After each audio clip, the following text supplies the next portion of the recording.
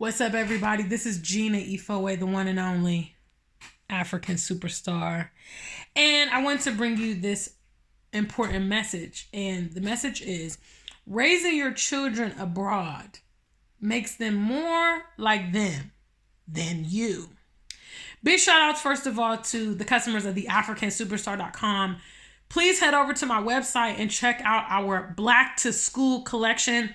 For a limited time only, we have 20% off of all bags and backpacks. So get your loved ones, your kids, or whomever prepared for back to school with exclusive designs from theafricansuperstar.com.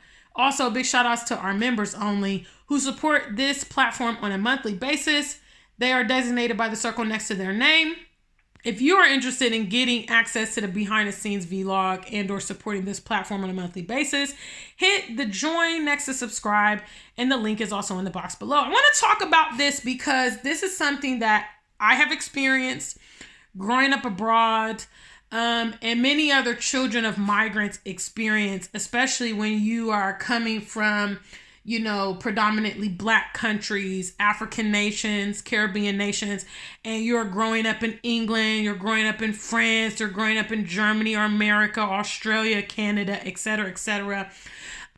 There is a paradox that we go through because we are not known to be indigenously a part of the nation where maybe we're born in, raised in, all we may know, so on and so forth.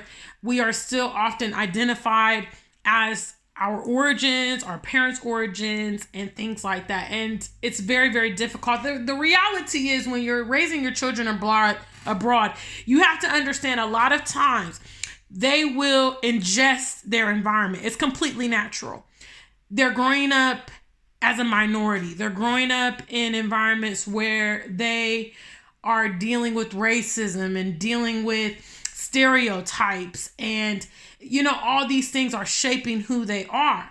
And I had a conversation with a very good friend of mine a couple weeks ago who is a Nigerian, and she talked about the pressure that she was getting from her family, her parents, as she got older to marry and all these kind of things, and actually comparing her with other Nigerians of her age mates that live in Nigeria or grew up in Nigeria. And the reality is, when you choose to bring us here, a lot of you guys think that you are doing a great service for your kids. All right? You think that you're doing good for them because in your mind,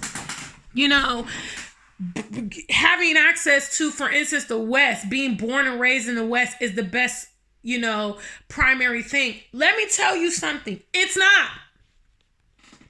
You put your child, honestly, at a severe disadvantage, especially those that are proudly, represent who they are proudly and unapologetically.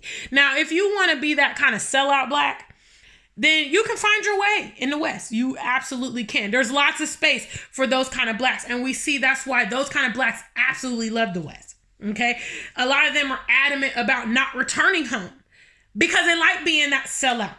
But if you are the kind of person who knows who you are and is unapologetic about who you are, living in those environments is a slow death for you. And then what ends up happening is when you make the effort to reconnect to your origins, you also have to deal with, the complexity from the receiving end. So when those of us, born and raised in the West, we say, hey, to hell with this lifestyle. We want to head back home. We want to go back to the continent. Then we have people on the continent like, yeah, you're not really, you're American, you're British. And you're telling them, no, I'm African. You know what I'm saying? I'm not seen as American or British or French or whatever. And I just want to be African. I'm cool with it.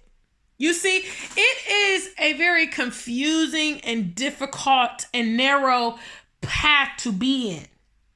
Okay, the thinking and logic that you are going to be able to do more and you're going to be more successful in life and all this stuff, and you're going to be able to flourish outside of your homeland in itself is flawed thinking.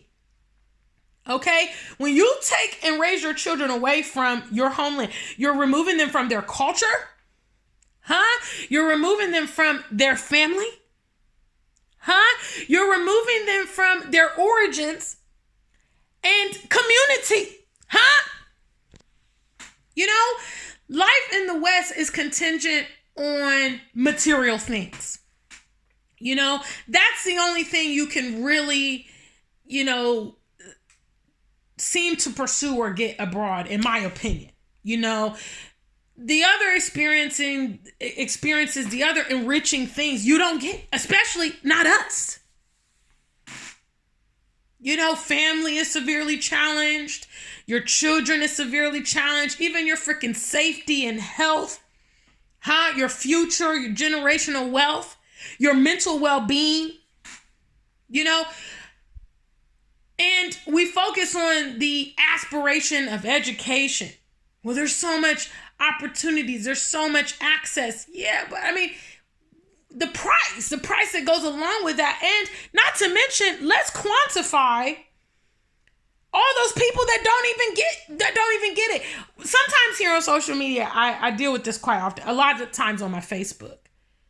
People are always going on about, yeah, but you know, this and that is good in the UK and this and that is good in America. And these people, someone else, actually one of my Facebook friends made the comment. A lot of these people don't even have nothing and they singing the praises of America. They don't even have a pot to pee in or a window to throw it out. They're living check to check too. You know, they're kissing masses, and that's why they get so mad at the conversations we have, because they know it's true. They know it's true. And it strikes a bloody nerve because they want to still believe that the West is the way forward. It's not the way forward for everyone. You migrants that are taking your children or you know, adamant about bringing your children up abroad need to think about the comprehensive piece of it. And if your homeland is inferior, then you too are inferior. Because it's the same homeland that cultivated you. As you can see, I had a lot to say on this topic. And I could keep going on, but I'm just going to wrap up this video at this point. I want to encourage my people to think long and comprehensively about what they're doing. When they alienate their children from their homeland, all in the name of being in the West, in which they will not fully be able to matriculate unless they sell out. Unless they sell out. That's it. That's it. You know, it's something that really needs to be expressed, you know. And fortunately for me, I was just relentless in my pursuit. You know, I refused to be a coon and I refused to deal with that environment. Everybody doesn't have my tenacity. Consider your kids. Consider their character. Maybe they might just be silently suffering in the West because they don't have, you know, the tenacity to go forward and look for other options. Anyway, leave your comments below about this topic and leave your thoughts. And make sure you subscribe to the channel. We're trying to move it along. I want to get up to 5K. I'm striving to do that within the next few weeks. So please do assist me with that. Share the videos. Tell your friends. Let's get the word out. Let's keep it going. Stop by theafricansuperstar.com. And until we meet again, stay black and true. If you ain't black, just stay true.